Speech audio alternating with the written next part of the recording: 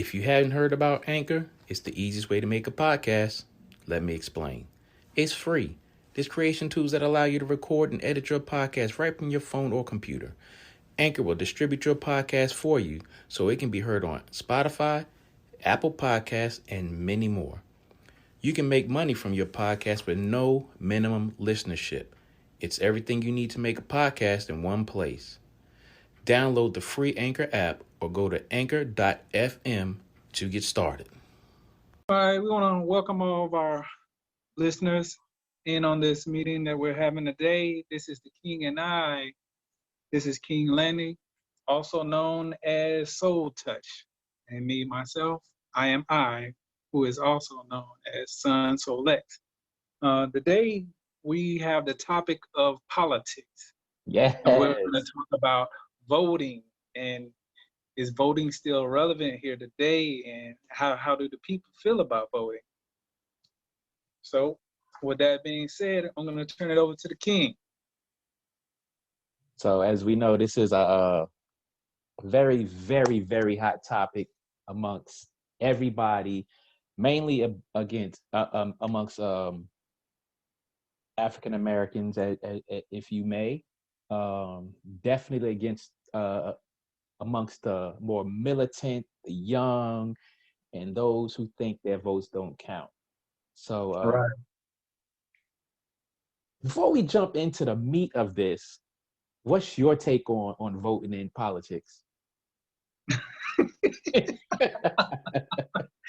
I know this is gonna be good. I know it's gonna be good. It's funny because I remember me telling you or texting you earlier, and I was telling you, give me a few minutes. I'm talking with my uncle. Right. We're talking the same thing about politics. My uncle, he's traditional, as they say, you know. Right. But me personally, I don't like the choices. So with me not liking the choices, I'm gonna hold on to my vote. And the reason I feel like I need to hold on to my vote is because they ain't talking about doing shit for me or my kind. Okay. I don't see anything of relevance specifically for the indigenous people of this land. I'm sorry, I just don't see it. Okay. So my question to you would be, because I don't necessarily like the choices either. Right. And me personally, I don't like when people say we have the lesser of two evils, because that just doesn't make sense to me. So when you say you're holding your vote, do you do that with every election, or do you do that with just the presidential election? I used to vote. I'll be honest. The 2 terms that President Obama had, I voted. Now, looking back on it, I wish I wouldn't have voted. Mm-hmm. But in general, I don't believe in the system anymore. Again, because I don't see what the excuse me. You know, I was about to let one go, but I don't see. You know, again, we've been voting, marching, preaching, protesting, dying, being murdered, blocked from the polls, all this stuff just to say I cast my vote. But my whole thing is, what the fuck? We'll edit that, sorry. What are we getting out of it?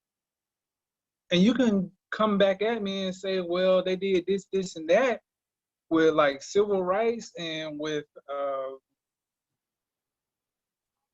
other topics. I can't think of any right now, but my thing is, I think that with Obama, more was done for other cultures and the gay and lesbian community than was ever done for us. My whole thing is, he said, "I'm gonna give y'all hope," and that's all he ever gave us was hope. So, again, I just don't. We as a collective group, we just give our damn vote away. You know what I'm saying? We're not holding these politicians accountable to say, hey, if you want our vote, we want this, we want this, we want this.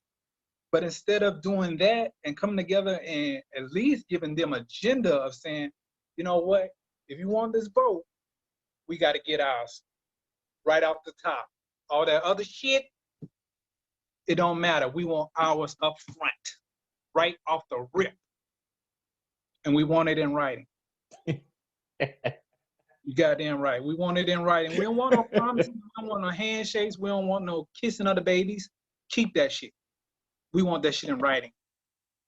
So until we get to a place where we can come together and make these politicians agree to what it is that we want, nah, I choose not to partake in the system that isn't doing anything for me and my kind.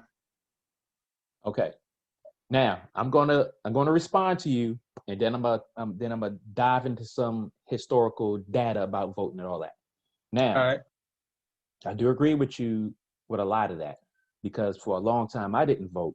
I don't even remember the first time I voted, and if I remember correctly, the first time I voted was a presidential election. Now, right. As far as us getting ours off the top, and people dying and marching and all this for voting, whatever. One of the main reasons that we can vote is because those people marched, died, and this, that, and the other. But the bigger issue is a lot of people out here are only voting in presidential elections. And when you only vote for presidential elections, of course, we are not going to get what's owed to us, what we deserve, what we expect, or anything like that. On top of that, just like with Obama, people voted and it was like, all right, cool, I voted, we got a black president, now I'm gonna sit back and chill.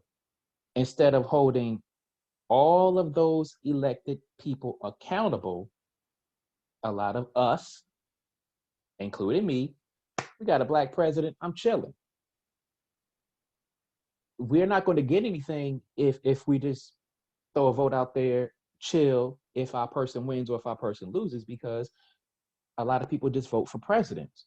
They don't vote for judges. They don't vote for state comptrollers. They don't vote for sheriffs. They don't vote for county executives. They don't vote for senators. They don't vote for or any of that.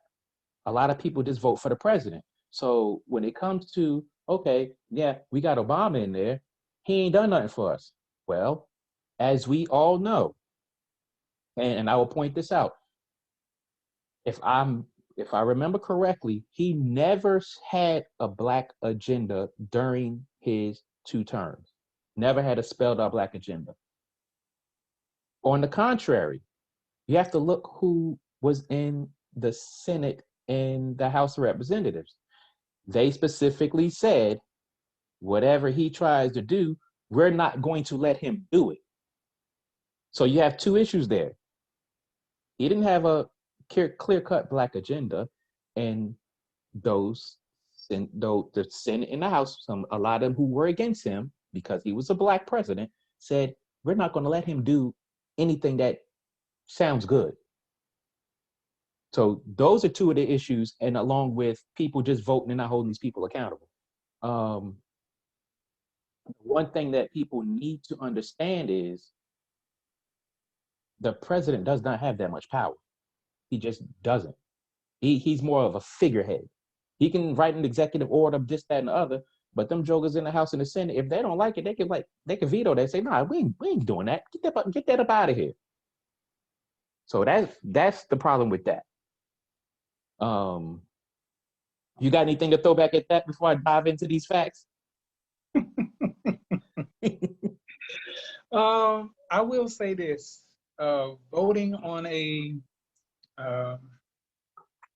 different level or different offices, I could see your point on that. I could see, the local hometown boy doing his thing, or young lady doing her thing, and you're trying to support that.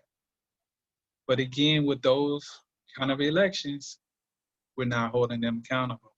Mm-hmm. It's more like us wanting to see us do well. But when us do well, what do we get in return? Because I can tell you there have been plenty of local hometown heroes who have gotten in office, and the only thing they continue to do is make themselves wealthy. They might, throw out a few tokens here and there to make it seem like, well, I'm trying to help the people, but in all actuality, you're only helping your own pockets. And I know one could say, you know what, you've been a negative Nancy. And to a certain extent, I can agree with that. But again, someone has to play devil advocate. We're talking about a system right now that is not built for us. It was never made for us. And we continue to take part in something that does not benefit us. Of course, again, you could say, we get some tokens here and there. We get a little bit of this, a little bit of that, but never what we truly deserve. But on a whole, we don't fully take a part of it. So let me run down some data that I collected. All right, break it down. So the 15th Amendment, which was passed in 1870, gave right of citizens to vote. States used poll taxes, literacy tests, fraud, and intimidation to turn blacks away from voting. States did that. Right. In 1915, Supreme Court struck down the state laws struck down laws in states that use the grandfather clause. Now, that term grandfather clause is crucial because we've hear it wide and far. But the one thing I didn't know about the grandfather clause was blacks could not vote unless their grandfather voted. That's where the grandfather clause came from. And as slaves, it's hard to verify if their grandfather voted because they were slaves. Okay? Now, right to vote was debated for a full 50 years after the 15th Amendment passed. And then people in the street, Congress, and the press made a big issue for things to change. In 1963, 1964, Martin Luther King marched hundreds of blacks to Selma to vote. In 1964, the 24th Amendment was passed that prohibited poll tax. In 1965, the Voting Rights Act enforced rights for African Americans, prohibited states from using literacy tests and other methods. Prior to the Voting Act, 23% of voting age blacks were registered to vote. By 1969, that jumped to 61%. The Dawes Act of 1887, which affected Native Americans now, it forced assimilation of Native Americans to be enfranchised into the American mainstream. Now, we're talking about people who were in this country already. This law brought them into the mainstream American ecosystem. It also dissolved Native American tribes, which snatched their land from them, and it distributed their lands among individuals and families.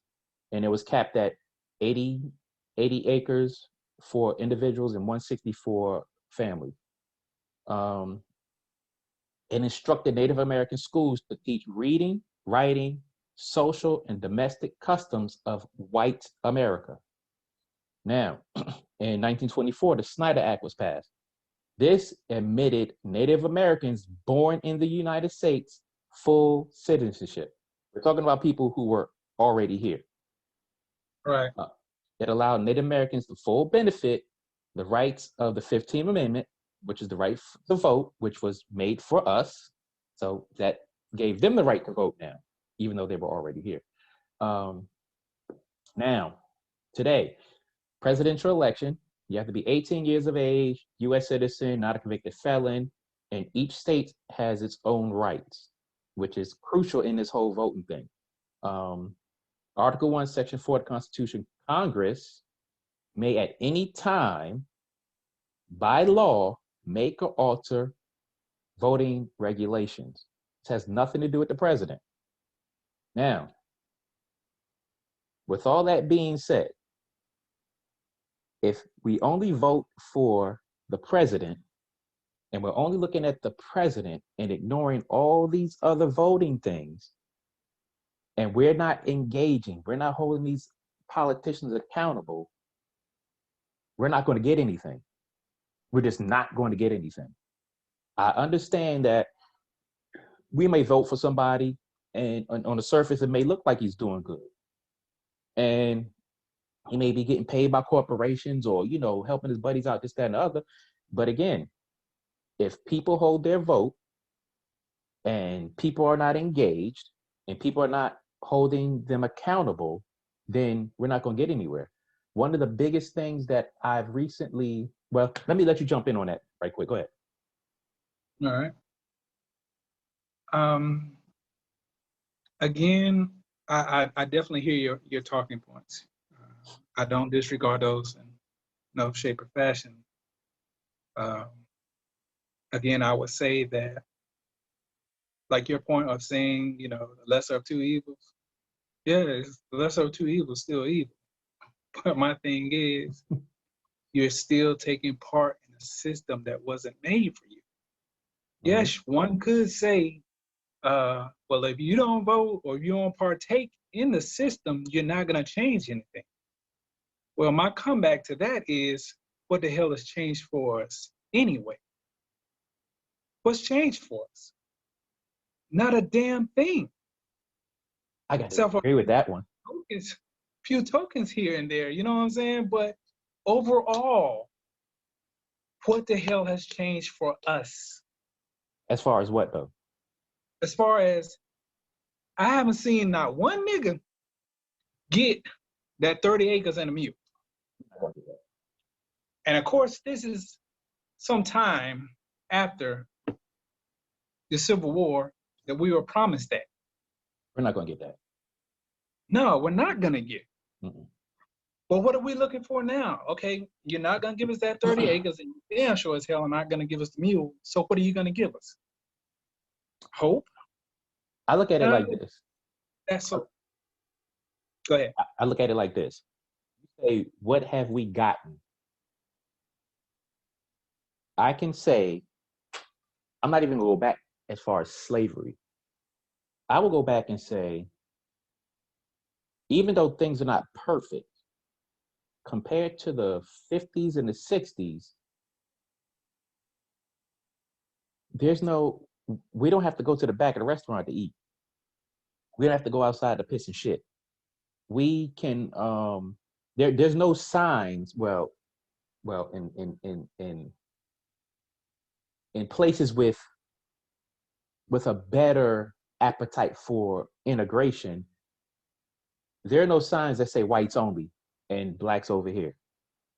We don't have to sit in the back of the bus no more. So in that regard, I feel like we have gotten a lot. Also, there are more job opportunities that we damn sure wasn't going to get a long time ago.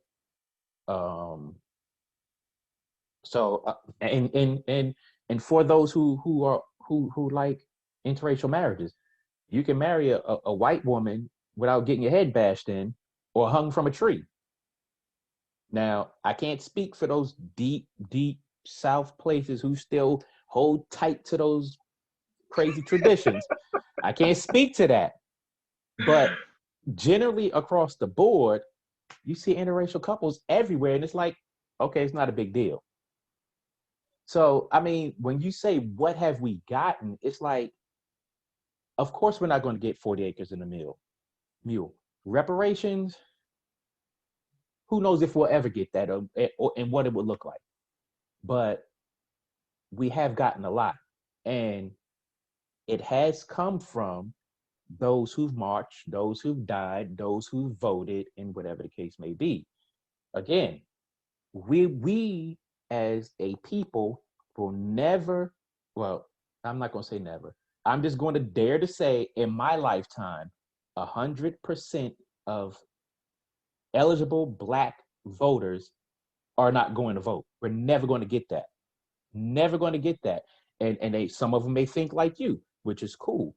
But in order for us to make them see that we are not playing, we got to get up there and play our part, whatever our part may be. We could protest, vote, march, whatever the case may be, but we need 100% engagement in order for us to really make a difference. That's my opinion.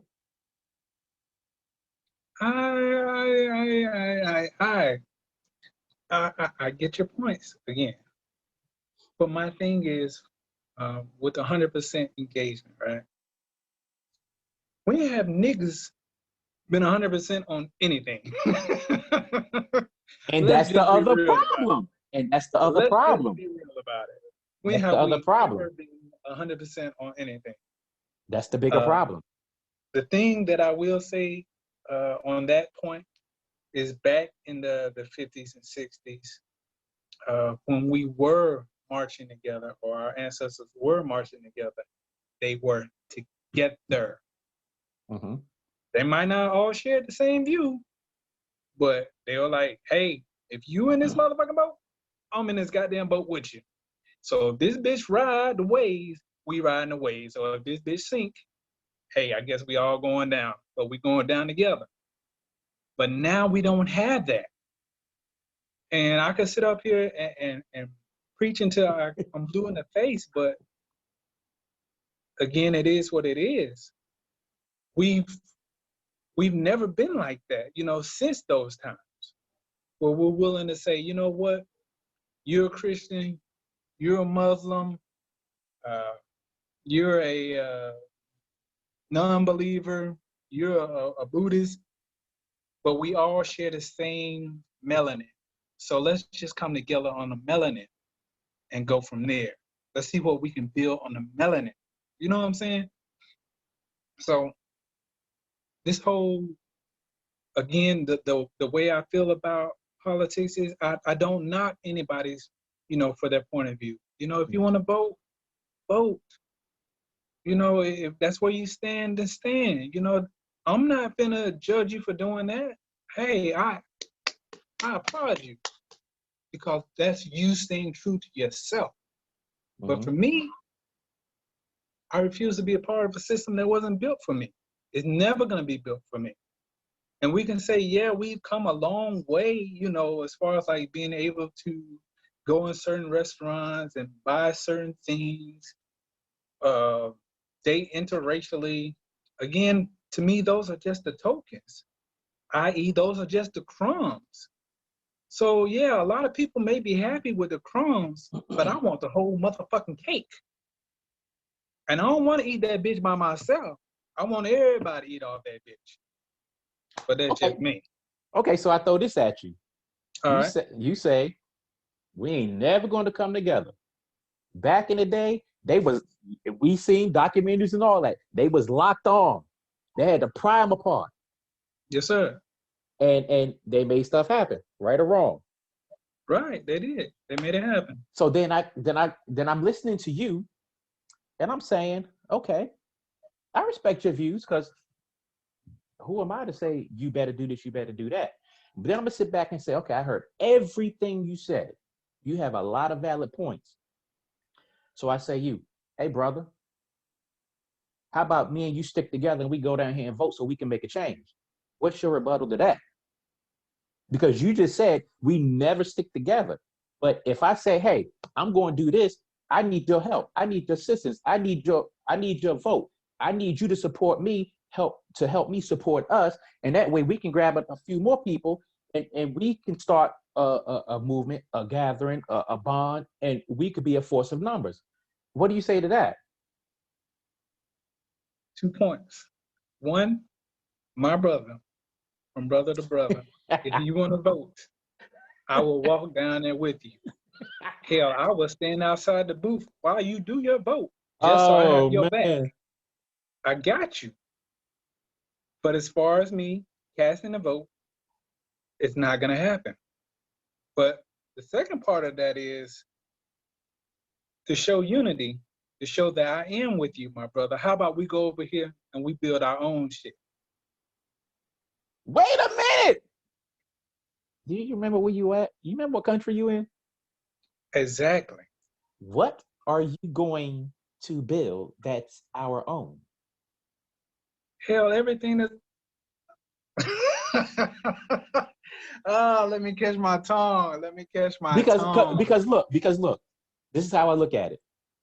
Right. You said, I refuse to be a part of something that doesn't include me and us 100%. Right? Right. Right. Okay. Now, two things with that. Okay. If you're not going to be, if you look at it like that, then is your alternative to go somewhere else where there's more of us, like somewhere in Africa, where it's more so ours than it is theirs because they left from there, or do you just stay in America and still be a part but not still be fully a part? Because at the end of the day, regardless of what you do, you're still supporting the government. You're paying your taxes, state, federal, local, and all that. You still engage in the same companies and all of this other stuff that supports this government to whatever degree. So how do you get around that? You build your own nation. You start your own sovereign nation, my brother. You can't do that here. And yes, that sounds like it's a lot, right? Like start your own sovereign nation. That sounds like get out of here. You can't do that here. That's too much. That's too much. This system is already up and running. Why would I want to start something from the ground up when I already got this up and running? Well, hell, we got to start some damn where, right? But you can't do it here. Why can't I? Okay. Because this experimental government has been running since 1776. There is it's virtually impossible for you to start a sovereign nation within this sovereign nation. Why can't I? Who you going to get to start it with you? You, my brother. With what resources? We might not have a whole lot of money, but we got knowledge, right? Okay, so if it's me and you,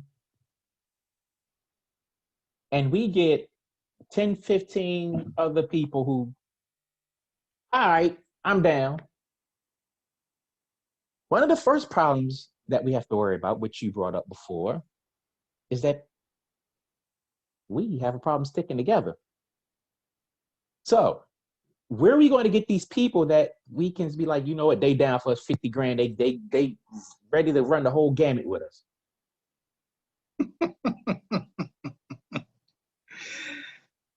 You know what they say?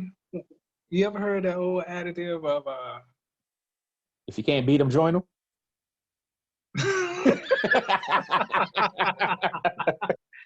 No, the old one of when the student is ready, the teacher will appear.